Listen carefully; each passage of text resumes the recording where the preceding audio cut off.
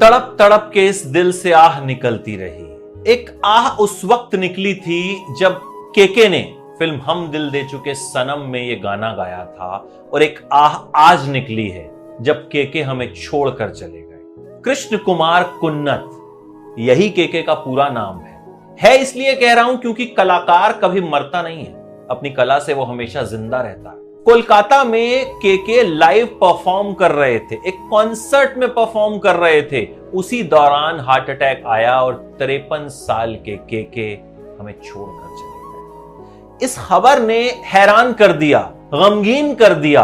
वो आवाज चली गई जो सीधे दिल को चीरती थी, वो आवाज चली गई जो सीधे रूह तक उतर जाती थी, वो आवाज चली गई जिसका जादू वैसा था जैसा किसी की आवाज का हुआ ही नहीं।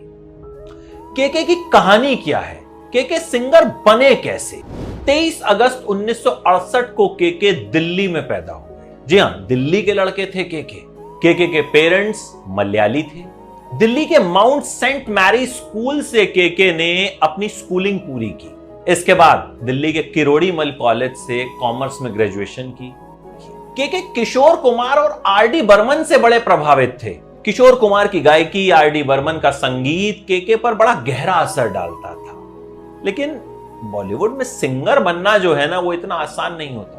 केके ने जिंगल्स बनाने शुरू किए।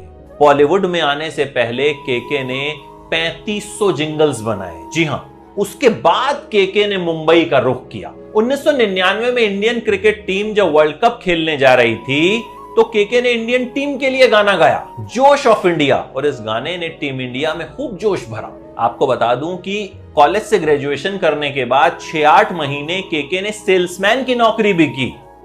लेकिन उस वक्त ये नौकरी इसलिए की थी क्योंकि केके को शादी करनी थी, एक लड़की से प्यार हो गया और उसके माता पिता को दिखाना था कि कुछ काम करता हूं, क्योंकि उस वक्त शायद गायकी को एक लॉन्ग टर्म प्रोफेशन नहीं समझते थे वो लोग। केके उतने सक्सेसफुल भी नहीं हुए थे।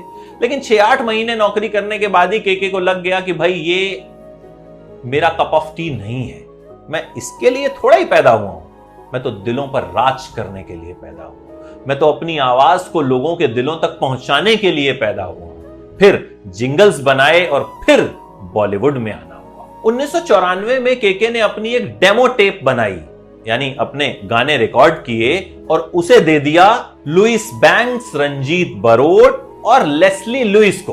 केके को प्लेबैक सिंगर के तौर पर पहला मौका दिया ए.आर. रहमान ने। उनके गाने कल्लूरी साले और हेलो डॉक्टर में। बॉलीवुड में उन्हें पहला ब्रेक मिला 1997 में गाना तड़प तड़प के इस दिल से आह निकलती रही। केके ने फिल्म माचिस का गाना भी गाया, छोड़ आए हम वो गलियां। इस गाने में हरिहरन, सुरेश वाडकर और विनोद सहगल की आवाज थी और साथ ही में आवाज थी केके की। इसके बाद तो केके ने तमाम ऐसे गाने गाए जो हम सबके दिलों में बस गए। हम दिल दे चुके सनम का काय पोछे भी केके ने गाया, प्यार में कभी कभी भी केके ने गाया, फिल्म अक्स का गाना आजा गुफाओं में आ, ये भी केके की आवाज में। अक्स फिल्म को भले ही याद नहीं किया जाता, लेकिन इस गाने की वजह से वो फिल्म हमेशा याद की जाती है कि ये गाना अक्स का है। दिल चाहता है का गाना, कोई कहे कहता रहे कितना भी हमको दीवाना, ये भी केके की आवाज में। रहना है तेरे दिल में का गाना, सच कह रहा है दीवाना, इसे भी केके ने अपनी आवाज दी।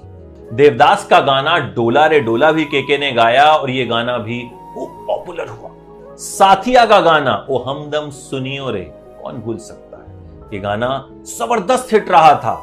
इस गाने को भी आवाज केके ने ही दी थी। केके ने बहुत से ऐसे गाने गाए, कई सीरियल्स के थीम सॉन्ग्स में अपनी आवाज दी। केके की आवाज में एक अलग कशिश थी। केके कोलकाता गए थे परफॉर्म करने और वो उनका आखिरी शो साबित हुआ। लेकिन स्टेज का ये कलाकार स्टेज पर ही आखिरी सांस ले गया।